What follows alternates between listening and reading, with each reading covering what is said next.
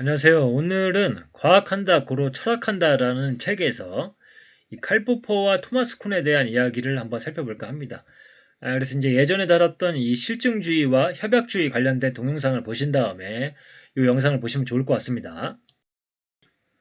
과학한다, 고로 철학한다. 이 책의 저자인 팀 루윈스는 케임브리지 과학철학 교수입니다. 그래서 장하석 교수가 이 책을 추천하기도 했습니다. 그래서 이제 칼 포퍼를 먼저 알아볼 텐데요. 칼 포퍼의 과학 철학에서 이제 두 가지 관심사가 있는데요. 첫 번째는 과학과 비과학을 구분할 수 있는 경계 구분의 기준이 마련되어야 한다라는 그런 관심이고요. 두 번째로는 철학자들이 말하는 귀납적 추론에 대한 깊은 의심에 그 뿌리를 두고 있다. 그래서 그 내용을 한번 살펴보겠습니다. 포퍼는 자신이 존경하는 이 아인슈타인의 상대성 이론과 근본적으로 의심이 가는 정신분석학 사이에 큰 차이가 있다는 느낌을 떨칠 수가 없었습니다. 아인슈타인이 내놓은 이론은 아직까지 경이적인 실험적 성공을 거두고 있지만 만약 실험으로 그 오류가 드러난다면 과감히 폐기될 수 있다. 그렇기 때문에 과학이라는 거죠. 그런데 정신분석 이론의 경우 진위에 대한 입장 자체가 너무 불명확하므로 실험으로 반박 자체가 되지 않는다는 것이 포퍼의 입장이었다. 이제 포퍼는 귀납이 믿을 수 없는 추론 방법이라고 생각을 했습니다. 과학이 연역적 추리를 통해서만 진보할 수 있다는 것을 보여주고자 했습니다. 그래서 이 귀납적 추리에 의존하지 않고 과학을 한다면 과학적 일반화가 참되다는 결론은 절대 합리적으로 내릴 수 없는 반면 특정 일반화가 거짓이라는 결론은 내릴 수 있게 된다. 포포의 이런 견해를 바로 반증주의라 한다. 포포에게 입증이란 어떤 이론의 과거 성공을 말해줄 뿐 미래에 대한 어떤 예측력도 지니지 않는다. 만약 미래 예측력이 있다고 한다면 귀납적인 추리를 인정하는 것이 된다. 따라서 높이 입증된 이론이 꼭 미래에 실험을 통과할 가능성이 크다고 생각해서는 안 된다. 포포에 따르면 어떤 이론이 무수한 실험을 훌륭하게 통과했다는 확고하고 오랜 전적을 가지고 있다고 해서 우리의 믿음이 달라져서는 안 된다. 포퍼에게 입증이란 어떤 무게도 실어주는 것이 아니므로 아인슈타인의 이론이 엄격한 실험을 훌륭하게 통과한 이론이라는 이유로 그러한 사소의 실험기구에 오류가 있을 것이라는 과학자들의 주장이 포퍼에게는 설득력이 없다. 그래서 이제 칼 포퍼가 보기에 귀납으로는 이제 확증할 수 없다고 보는 겁니다. 포퍼가 보기에 이 100만 개의 실험 결과가 뒷받침하는 이론이 있다고 할지라도 그 이론이 미래에도 맞을 가능성이 강해지지는 않는다고 보는 겁니다. 그러므로 이 실험 결과가 다르게 나오면 반증된다고 보는 거죠. 일반적인 과학자들은 100만 개의 실험 결과를 토대로 하나의 반증 사례 때문에 그 이론을 꺾지는 않습니다. 그래서 이렇게 반증할 수가 있다라고 했는데 이 반증에도 문제가 있습니다. 왜냐하면 이 관찰 자료에 이미 이론이 내재되어 있으므로 자료 관찰에 대한 기술 역시 가설적이거나 임시적인 성격을 띠게 돼서 그 이론을 반증할 수가 없게 되는 거죠. 그래서 포퍼에 의하면 실제로 과학자들이 이론에 오류가 있는지 아니면 관찰에 오류가 있는지 파악할 수 있는 이유는 과학계가 관례에 따라 어떤 관찰 진술은 문제가 없는 것으로 바로 받아들이기 때문이다. 어떤 이론이 틀렸다는 것을 보여주려면 관찰에 대한 우리의 믿음이 정당해야 되는데 만약 관찰 자체가 일반적인 이론에 의존한 추정에 불과하다면 그 일반적인 이론이 귀납법에 근거한 것이 아니라면 믿음 자체가 생길 수가 없다라는 거죠. 그래서 다시 말씀드리면은 귀납법이 아니라면은 믿음 자체가 생길 수가 없고 그래서 이 관찰을 하는 것들이 다 가설적인 것들, 임시적인 것들이 되면서 이론을 반증할 수 없게 된다는 거죠. 그래서 이 귀납법을 거부하는 건물의 관찰은 그 어떤 무게도 실어주지 않는다는 겁니다. 그래서 다시 한번 말씀드리면 데이터를 볼 때 이론에 근거해서 데이터를 본다. 근데 그 이론은 확증되지 않았다. 임시 변통이다. 그런 임시 변통의 이론으로 보는 데이터 역시 임시 변통으로 해석된 데이터일 수밖에 없지 않겠느냐. 그래서 귀납법을 인정하지 않으면 반증으로 사용할 관찰도 그 토대가 확실하지 않다라는 이야기입니다.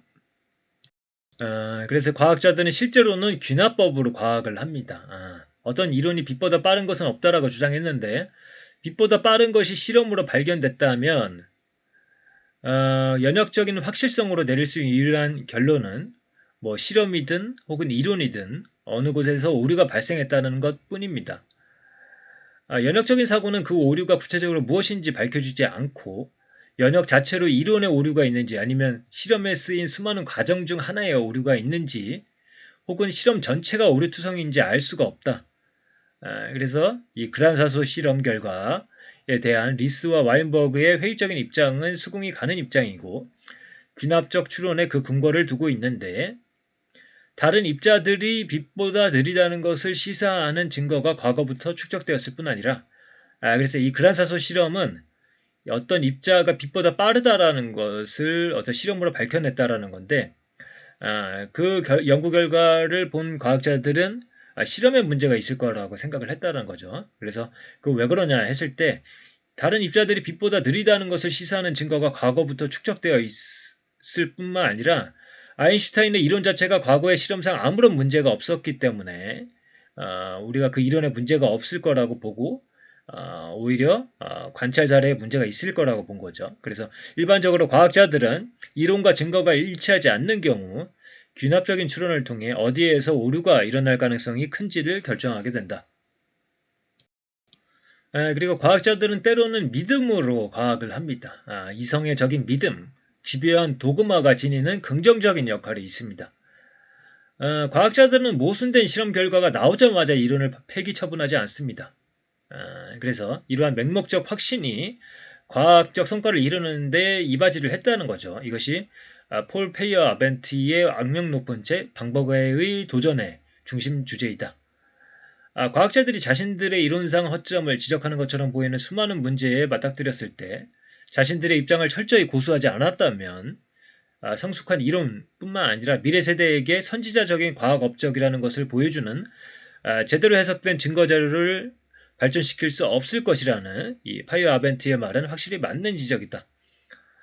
과학적인 자세를 지니고 있다는 말은 어떤 경우에는 증거 자료에 개방적이고 창의적이고 또 예민해야 한다는 것을 의미하기도 하지만 어떤 경우에 과학자들은 경주마처럼 눈 가리개를 하고 싶을 때 가장 큰 발전을 이룬다. 여기서 동글뱅이는 제가 구분을 위해서 제가 이제 추가를 했습니다. 해왕성과 그란사소의 예는 문제가 있는 증거가 있다 하더라도 탄탄한 이론을 바로 폐기하지 않는 것이 옳았다는 것을 말해준다. 과학자들이 실험에서 이론에 반대되는 결과를 접했을 때 나중에라도 이 이론을 확증해주는 자료가 곧 나타나 뛰어난 이론을 확립할 수도 있으므로 이론을 고집하는 것이 현명한 것인가 아니면 자신들의 입장을 지지하는 증거의 결여가 분명한데도 그냥 고집을 피우는 것일까. 그래서 증거자료의 개방적인 관점에서 봤을 때는 고집으로 보일 수도 있을 거고요. 이 동글뱅이는 역시 제가 구분한 것입니다. 그래서 예를 들어서 이제 점성술사가 예측을 하고 틀렸을 때 그냥 뭔가가 뒤틀려서 이 세상에 어떤 것들이 뒤틀려서 예측이 빗나갔을 뿐이고 자신의 점성술 자체는 틀리지 않았다고 주장할 경우 과학자들이 이 점성술사를 비웃을 수 없는 이유는 가끔은 과학자들도 그런 태도를 통해 성취를 이룬 경우들이 있기 때문입니다. 그렇다면 과학과 점성술은 과학적 태도, 접근법 같은 것으로 구분할 수 없는 것 아닌가? 요컨대 점성술도 예측할 수 있고 실험 가능하고 반증 가능하며 혹은 반증을 인정하지 않고 고집을 부리는 수도 있다. 이로써 과학과 사이비과학이 구분할 수 없어지는 것 아닌가. 그러니까 이제 칼 포퍼의 어떤 지적 체계로는 이 둘을 구분할 수 없다라는 결론으로 이제 치닫게 되는 거죠. 그래서 이 책의 이제 뒷부분에서는 제가 다루지는 않겠지만은 과학과 다른 사이비과학을 구분해 줄 수 있는 여러 가지 척도들이 있을 수 있다 이런 주장을 합니다. 그래서 이제 칼 포퍼의 입장은 최고의 과학이론이라 하더라도 진실은 물론이고 진실에 가깝다거나 심지어는 진실에 가까울 가능성이 크다고 생각해서는 안 된다는 주장입니다. 하지만 이제 과학자들이 칼 포퍼를 이제 좋아한다는 게 좀 놀랍다고 이야기를 하죠.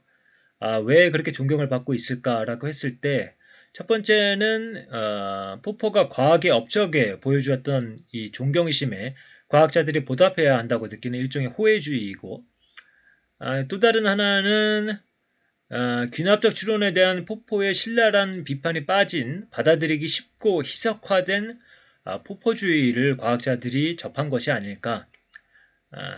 그래서 포포에 의하면 과학은 확실성을 다루지 않는다. 그 말은 맞다. 과학자들은 자신들의 이론이 독단적이지 않고 반박될 준비가 되어 있으며 폐기될 수 있고 또한 과학적인 이론처럼 과학적인 정보 역시 획득하기 힘들지만 수정 가능하다는 사실을 강조한다. 그러나 우리가 틀렸는지도 몰라와 우리가 맞는지는 절대 알 수 없다라는 말에는 엄청난 괴리가 있는 거죠. 그래서 과학자들이 받아들인 것은 이 온건한 반증주의일 것이고 이 칼포퍼의 엄격한 반균합주의는 아니다라고 이야기를 합니다. 포퍼는 과학자들이 실험을 설계할 때 단순히 자신들의 이론이 규명하고자 하는 사실을 찾는 데만 급급하지 않아야 된다는 것도 강조한다. 실험이란 그 결과가 어떻게 나오느냐에 따라 이론의 문제를 제기하거나 증거를 뒷받침하는 식으로 설계되어야 한다. 과학자들은 포퍼의 반증주의를 통해 엄격한 실험의 중요성을 강조한다. 하지만 그런 과학자 중에서 어떤 이론이 수많은 실험을 통과했는데도 불구하고 신뢰할 근거가 전혀 없다는 포퍼의 주장에 동의할 사람은 얼마 되지 않을 것으로 생각한다.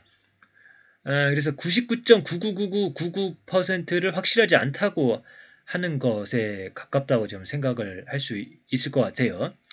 그래서 이론적으로 봤을 때, 논리적으로 봤을 때 귀납으로 확증할 수 없다라는 것은 논리적으로 맞는 것 같지만은 이 99.99999% 혹은 엄청난 실험 자료가 뒷받침하는 어떤 이론이 전혀 근거가 없다라고 얘기를 하는 것은 조금 이제 현실 세계에서는 잘 들어맞지 않는 것 같습니다. 그래서 이론적으로 따지는 것이 아니라 실용적으로 봤을 때 우리가 귀납주의를 잘 활용할 수 있는 것 아닌가 이렇게 생각할 수도 있을 것 같습니다.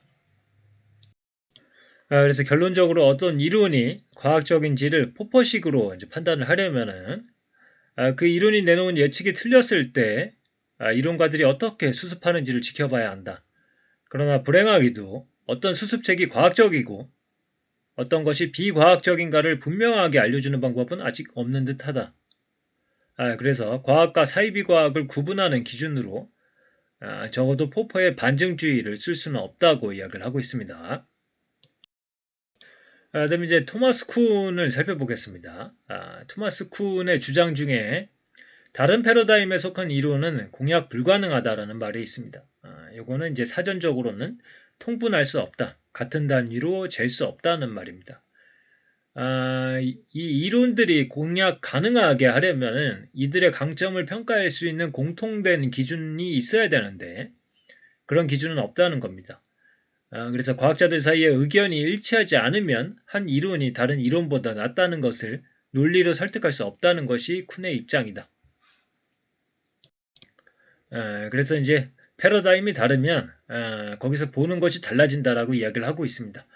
혁명 후에 과학자들은 다른 세계에서 과학 활동을 한다. 이 말 때문에 쿤은 상대주의자로 보인다.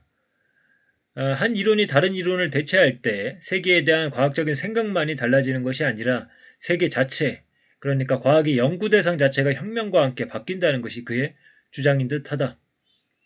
사물의 본질에 대한 과학자들의 관점과 독립되어 존재하는 우주란 없다고 생각한다. 그래서 패러다임이 변하면 같이 변하는 그런 우주를 이야기를 하고 있습니다. 세계에 대한 우리의 관점과 독립된 구조를 지닌 세계가 존재하고 거기에 대해 정확한 기술을 하는 것이 과학이라는 개념을 쿤은 거부한다. 그래서 역시 쿤의 주장도 온건함과 강경함 사이에 그래서 이제 왔다 갔다 하는데요. 두 과학자가 사물을 다르게 본다라는 것은 온건한 입장이고 이들 과학자가 완전히 다른 세계에서 과학 활동을 한다라는 것은 훨씬 급진적인 의견으로 여기서는 이제 상당한 사고의 도약이 필요하다고 이야기를 하고 있습니다. 그러나 이 패러다임이 바뀌면 보는 눈이 달라져서 연구 대상도 달라지고 이 두 패러다임에서 어떤 연구하는 학자들끼리 서로 이야기할 수 없다. 그들의 연구 결과를 하나의 기준으로 판단할 수가 없다. 왜냐하면 서로 다른 그룹에 속해 있으니까요. 그런 식으로 이야기를 하지만 이 완벽한 번역은 불가능하지만 그럼에도 불구하고 번역은 가능하다라는 이야기를 하고 있습니다. 예를 들어서 하나 아이가 키가 120cm, 다른 아이는 3피트 2인치로 나온다고 하자. 이 두 결과를 하나의 기준으로 통일하면 키를 비교할 수 있다. 같은 원리로 한 패러다임에서 나온 연구 결과를 다른 패러다임의 언어로 번역할 수 있다면 비교하는 것이 가능해진다. 그래서 예컨대 뉴턴의 연구를 아인슈타인의 언어로 해석할 수 있다면 아인슈타인의 체계가 뉴턴의 체계보다 뛰어나다는 결론을 문제없이 내릴 수 있게 된다. 그리고 역시 쿤은 후기저서에서 이 공약 불가능성의 개념을 번역의 한계 관점으로 설명을 합니다. 쿤에 의하면 무염버터에 대한 프랑스인의 생각을 영어로 완벽하게 표현할 수 없는 것처럼 뉴턴의 이론의 내용을 아인슈타인의 언어로 완벽하게 재현해낼 수는 없다. 그러나 역시 쿤은 두 언어 간의 완벽한 번역이 불가능하다고 해서 이 두 패러다임이 공약 불가능하다는 것을 강조하긴 했지만 그것을 너무 또 부각하지는 않으려고 했습니다. 과학자가 자신의 연구를 상대방의 언어로 완벽하게 호환해 줄 수는 없지만 그렇다고 해서 이 두 사람이 의사소통을 할 수 없다거나 나아가서 둘 중 어떤 패러다임이 나은지 수긍이하게 결정할 수 있는 실험 절차를 고안할 수 없다는 말은 아니다. 그래서 이 칼 포퍼가 귀납으로는 확증할 수 없다라고 해서 귀납에 대한 방식 자체를 완전히 거부하는 극단적인 주장으로 흘러갈 수 있는 것처럼 이 토마스 쿤 역시 과학자들의 패러다임이 바뀌면 보는 눈이 달라진다라는 입장에서 그들이 완전히 다른 세계에서 과학 활동을 한다라는 극단적인 입장으로 나아갈 수도 있는 거죠. 그러나 이 두 학자의 의견에 대해서는 부정적인 그런 의견을 피력하고 있다고 볼 수가 있겠습니다. 실제로 과학자들은 귀납법을 사용을 하고 또 이 두 패러다임의 학자들 간에 완전히 번역 불가능하지는 않다 이런 쪽으로 생각하는 것 같습니다. 그리고 또 이제 다른 방식으로 이제 설명을 하자면 이런 겁니다. 토마스 쿤이 이제 물리학을 공부를 했기 때문에 물리학에서는 이 패러다임 변화가 슉슉 일어났다고 볼 수 있겠지만 생물학은 좀 다르다는 겁니다. 그래서 지구의 위상이 태양계의 중심에서 추락했을 때와 뉴턴을 폐위하고 아인슈타인을 등극시켰을 때 혁명이 일어났다고 말할 수 있다. 하지만 생물학처럼 이 물리학과 동떨어진 분야가 많이 있는데 쿤의 이론을 적용하려고 하면 애매한 점에 많이 봉착하게 된다. 어떤 과학적 기준으로도 다윈의 종의 기원은 본보기 과학활동이다. 책이 나온 지 150년이라는 시간이 지났는데도 오늘날 생물학자들은 여전히 그 책을 정규도서로 읽는다. 다윈의 저작은 분명 중요하지만 쿤이 그 책을 혁명적이라고 부를지는 분명하지 않다. 만약 다윈의 저작을 혁명적이 아니라고 간주하게 되면 정상과학과 혁명과학이라는 쿤의 구분이 과연 생물학에도 적용할 수 있는가 하는 더욱 근본적인 문제가 생긴다. 종의 기원이 처음 나왔을 때 그 책을 읽은 박물학자들에게 변이론은 그리 생경한 이론이 아니었다.